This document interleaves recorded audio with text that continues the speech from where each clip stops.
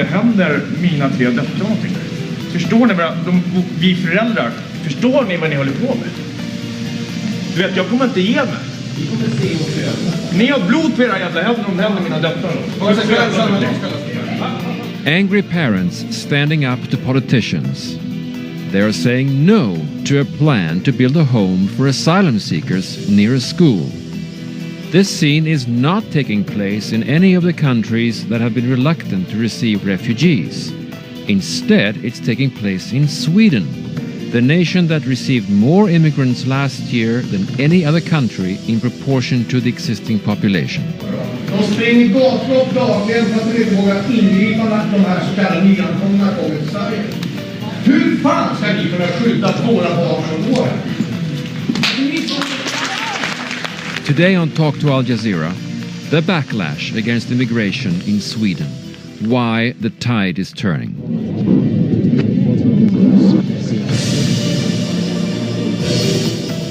It's an average evening in Stockholm last winter. At the center of town, young immigrants congregate. Some of them arrived recently and alone, without parents or any other family members. Last year was a record year. 163,000 individuals applied for asylum here in Sweden, a country of 9.8 million people. 51,000 came from Syria, 41,000 from Afghanistan, and 20,000 from Iraq. Thousands came from Eritrea and Somalia, as well as Iran, and from Albania and Kosovo, 4,000 combined. Immigration here has changed over the past several decades. In 1970, most immigrants came from other European nations: Finland, Yugoslavia, Denmark and Greece. In the 1980s, many also came from Iran, Chile, Lebanon and Turkey. And in the last 10 years, the numbers have taken off. And so today, around 1.6 million people living here were born in another country. That's 16% of the population. A complication that is constantly discussed here is how to integrate all the new immigrants. According to official statistics, there were 380,000 unemployed people in February. Almost half of them, 188,000, were born abroad, and of those, 145,000 from non-European countries. Another issue is the occurrence of extremism. Recent information about members of the Islamic State living in Sweden and going to Syria to fight has received lots of attention. According to Swedish security police, around 300 people, many of them from Gothenburg, have gone to Syria. In December, 2 of them were sentenced to life in prison after traveling to Syria, murdering 2 individuals and then returning to Gothenburg. Then there is violent crime. In the past several months, murders and assaults have taken place in asylum centers and neighborhoods with large numbers of immigrants. The only party that has been advocating a more restrictive immigration policy, the Sweden Democrats, is now the 3rd largest party in opinion polls here, despite efforts by established political parties to isolate it. To better understand what's going on in Sweden, we traveled to the community of Östra Göinge, an area that has received plenty of new immigrants. And this is the local mayor, Patrick Åberg, who is leading the city council. He's a member of the Moderate Party, traditionally seen as a business-friendly party opposed to the ruling Social Democrats.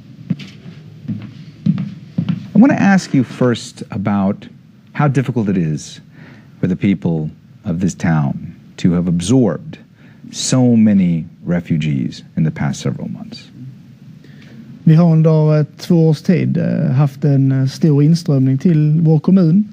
Östra Göinge kommun är ju en storlek på 14 000 invånare cirka. Och vi har under de här 2 åren fått cirka 1000 personer som har kommit hit och stannat kvar.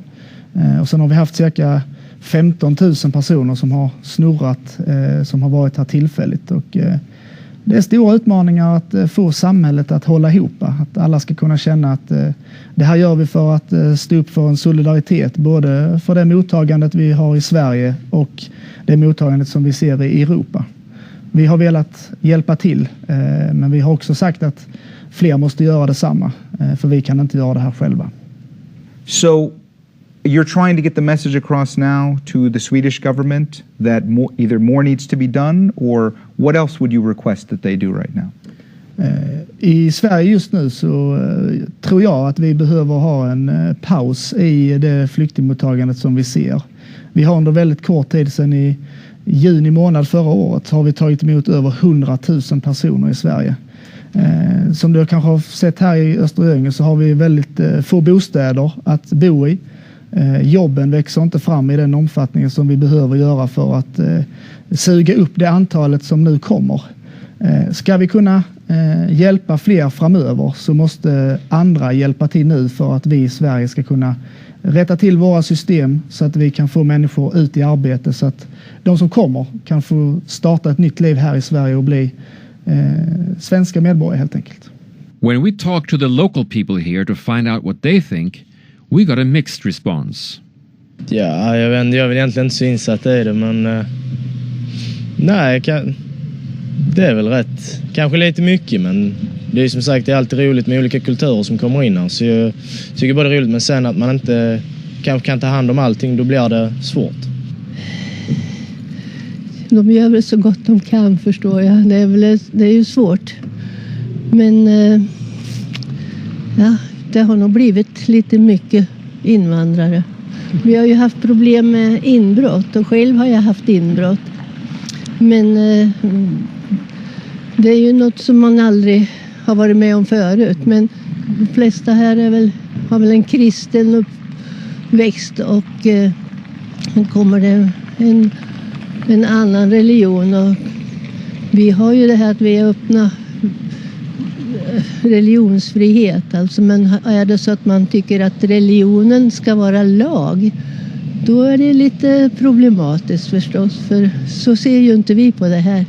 Are you concerned though, because the influx has continued and because it is such a stretch on the resources, that this is causing resentment amongst the population here toward the refugees? Vi har ju märkt att många känner en oro när det är oroligt i världen.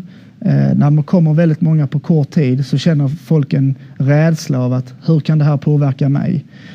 Hur är det i samhället? När jag ska handla mat i affären så möter man människor som man inte har mött tidigare. De kommer ofta i sällskap med 3, 4, 10 personer. I Sverige går vi och handlar själva. Många sådana här kulturkrockar nu som möts och människor upplever att det är svårt att ta till sig detta. Och det måste vi lyssna på för att inte hamna i ett läge där många människor vänder ryggen mot att vi ska vara ett land och en kommun som ska hjälpa till även framöver. Men därför är det så att för att klara detta nu så måste vi få en helt annan situation i Europa och i Sverige där vi hjälps åt mer solidariskt. För annars kommer det här systemet att krascha. That's a very good point, because there have been attacks in let's even Stockholm, and because anger is building in certain parts of the country, what do you tell your constituents to try to keep the situation calm? Vi försöker ju på alla sätt och vis engagera våra frivilligarbetande personer som bor i vår kommun. Det finns väldigt många som vill göra väldigt mycket för de här nyanlända som kommer nu. Och det gör vi, och det gör även många personer. Men det gäller att vi ska bli fler som hjälper till, som välkomnar in till sina hem, att föra en diskussion om hur det är att vara i Sverige, hur man kan få ett arbete och lära sig svenska. Så det tror jag att civilsamhället är nyckeln och framgångsfaktorerna för en lyckad integration och ett välkomnande i byarna och i städerna i Sverige. Att vi skapar den sociala så att säga, samtalstonen där vi kan föra ett samtal mellan hur vi ska lösa den här diskussionen mellan invånarna. Det tror jag är viktigt. What are the ways that the refugee crisis is taxing the benefits of the system here? Are there specific services that the population of this town, let's say, aren't getting because of the influx of refugees? How are they most negatively impacted by this crisis on a personal level? Det märks i många av våra verksamheter. När det gäller skolan så är det så att vi tillhör de kommuner i landet som har flest nyanlända nu i våra klassrum om du sprider ut hur många vi har tagit emot. Det är självklart så att det oroar ju vanliga föräldrar. De är oroliga, kommer mitt barn att lära sig så mycket som den vill och kan? Nu när vi får 5 till 10 personer i vår klass då, som också ska lära sig svenska och så mycket resurser måste till för att kunna få dem att kunna lära sig språket till exempel. Det märks självklart, som jag sa tidigare, att i samhället i stort, när människor rör sig i våra byar, man känner sig otrygghet. Och det är självklart, har man ingenting att göra, man har inget riktigt hem, då är det klart att man är ute och går i vår natur eller i vår by här. Och det skapar också en sån oroskänsla när det blir mörkt på kvällen. Många börjar då känna en otrygghet, precis den frågan du ställde tidigare om. Man ser hur världen runt omkring rapporteras om olika händelser i Stockholm, i Sverige, i Europa och internationellt. Så börjar människor se för dessa personer med sig detta här till oss. Och det tror jag att det är en sån här spiral av rädsla som nu hela tiden växer, och det är ett problem. Det måste vi jobba väldigt mycket med att mildra detta. Det är inte så otryggt som alla känner, men det är en känsla människor har och den ska man ta på allvar. This circle of fear accelerated markedly after the end of last year. Not only in Germany but in Sweden too. There were reports of young women being groped by young immigrant gangs. Then a story in mainstream media said Swedish police was labeling all crimes involving immigrants or asylum seekers with a code that was to be kept from public view. The Swedish Interior Minister Anders Ygeman is responsible for police and border controls. I wanted to ask you about, and correct me if I'm wrong here, a code that was created, I believe, when it comes to any type of issue or crime either committed against refugees or committed by refugees. There are those that have said that this is a way for the Swedish government to avoid being transparent when it comes to this. What do you say to that type of criticism about this code that's been created that encompasses all these issues dealing with refugees and the police? I would say that is rubbish, to be frank with you. And when this police task has been carried out, everything will be completely transparent. But if you're in the process of solving a crime, then there will always be things that are secret, because if it's not secret, you won't be able to solve the crime. And the code 291 is a special flag that we have to, in the police, have to monitor all activities connected with refugees and crimes that are committed against refugees and crimes that are committed by refugees. And we have no reason not to be transparent with this.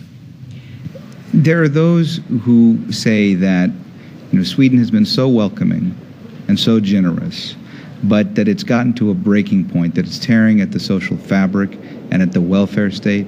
And some say that there are benefits that Swedes should be getting that they're not because refugees are taking priority. What do you say to those criticisms as well? I mean, of course, it's a great challenge receiving 163,000 people in a year, most of them in 4 months, in a country with only 9 million inhabitants. But we're also one of the richest countries in the world. The economy is booming. Unemployment is going down. The GNP is going up.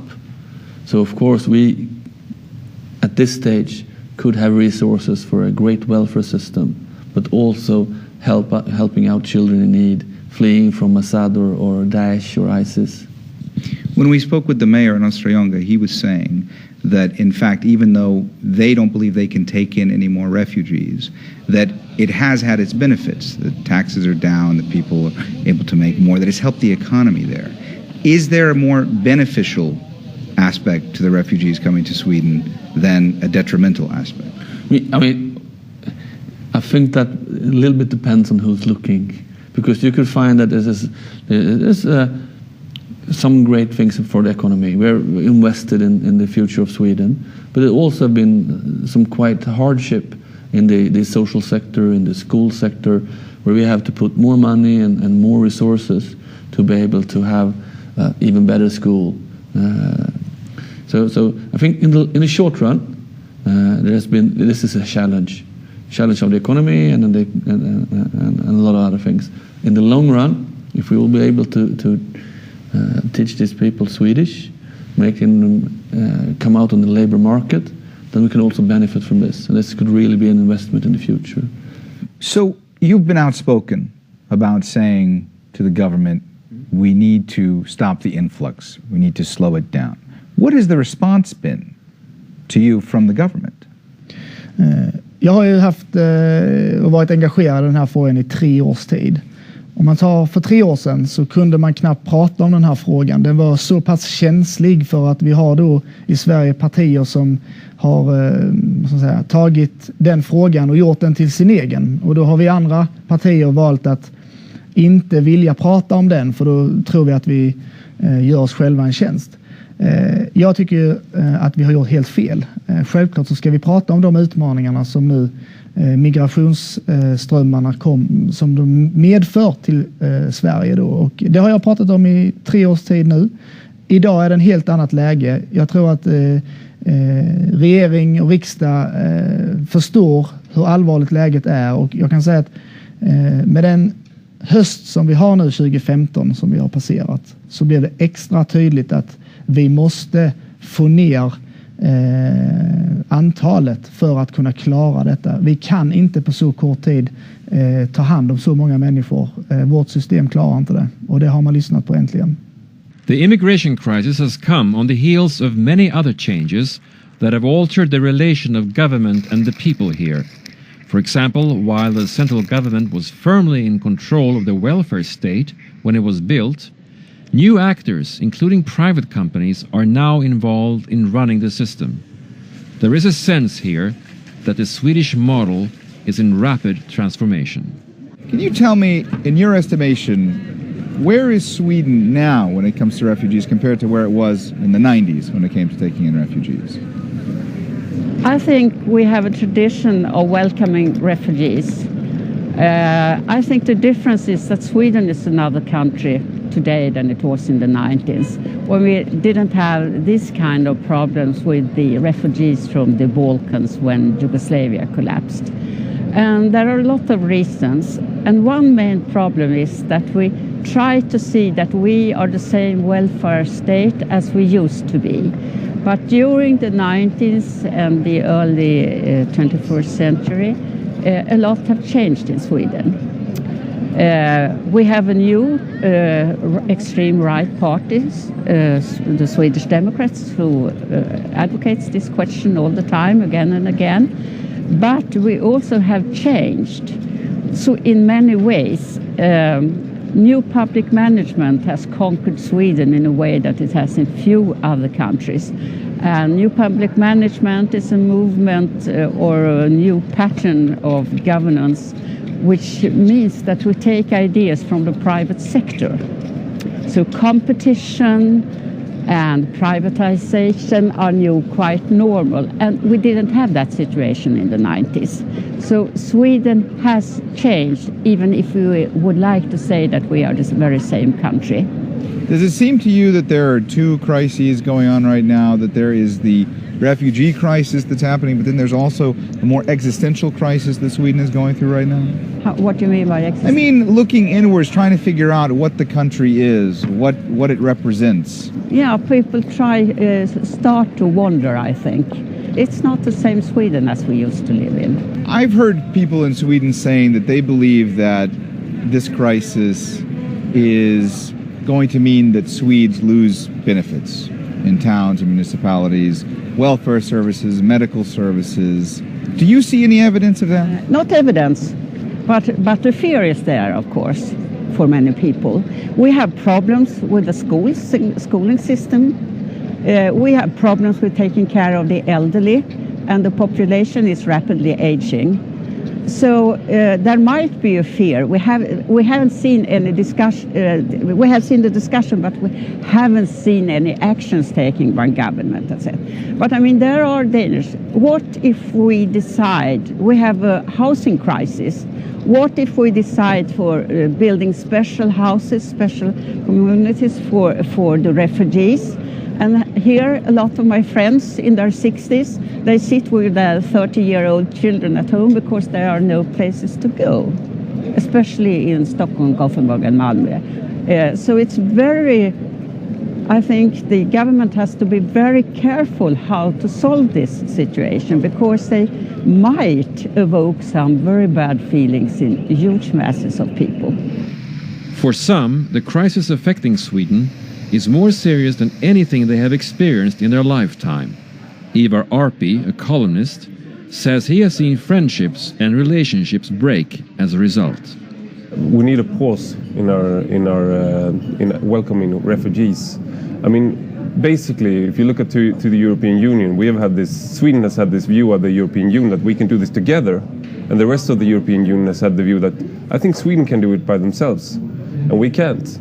So we need to have a pause, and I mean, the right to seek asylum should not be threatened if other countries in the European Union would take in more.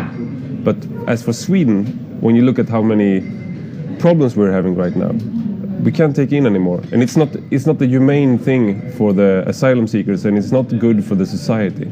But there are those who say that point of view fundamentally contradicts what Sweden is about and how welcoming it has been to refugees throughout its history. So what is your response to that? I would say that's true to a degree, but I think they have misinterpreted what Sweden is about, because as all countries, all nation states must look to its own citizens first and foremost. And I think when you look at all the measurements of racism in different countries, we are one of the least racist countries, and we have great policies when it comes to giving welfare to immigrants, and we don't make a difference between immigrants and residents or citizens even. So when it comes to all that, I think we've been great, but we also need to understand that it's not given from, it's not an eternal order that everything will work fine in Sweden. So when we reached our limit, we've reached our limit, and this is our limit. So perhaps Sweden was a little bit forgot about basic lessons that other countries are more aware of. We were in Östergötland a few days ago, and we spoke to the mayor there, and he was essentially telling us that, look, they've welcomed refugees, but there has to be a cap on the number that can be there. But at the same time, he also said there have been many benefits. He said the taxes are lower there, that the economy in that area is booming, that it has been beneficial. So do you also feel that having this number of refugees here is beneficial to Sweden? Are there benefits to it? This is a very hard question, because if you look historically, especially during the 50s, 60s and 70s, it was very beneficial for Sweden to have the Greeks, the Turks, the Yugoslavs and Iranians come to Sweden and work here. But what we have right now since the 80s is that it's basically a cost for Sweden to have refugees. So the immigration to Sweden is a cost for the citizens. We have had a much harder time integrating people into the system. And the migration to Sweden right now, it's not just from Syria, it's also from Afghanistan, Eritrea and Somalia. So you have one of the people from the least educated and most analphabetic countries coming to one of the highest educated countries with a very, very high thresholds to the working market. It's very hard to get a house or get an apartment. So we had a lot of trouble for the last 30 years integrating the newcomers, and it's been a if you look at all the science done on this stuff from the government and also from independent scientists, it's basically there's a consensus. It's a cost, and then you can say it's a moral obligation, but that and you can benefit in other ways, like more different cultures, different perspectives, and stuff like that. But economically, it's a cost. Last year, the number of asylum seekers in Sweden increased about 100% from the year before. The budget for the Migration Agency saw a 45% increase from $2.2 billion to $3.3 billion. Out of the 162,877 asylum seekers, 43%, or 70,384, were young children under 18. In January, the Interior Minister Ygeman said he would expect 80,000 asylum seekers to be deported this year. Last autumn, there were sometimes thousands of asylum seekers every week. Border controls are now in effect, and in the last week of March, the Migration Agency reported the weekly number of asylum seekers had been reduced to just 321.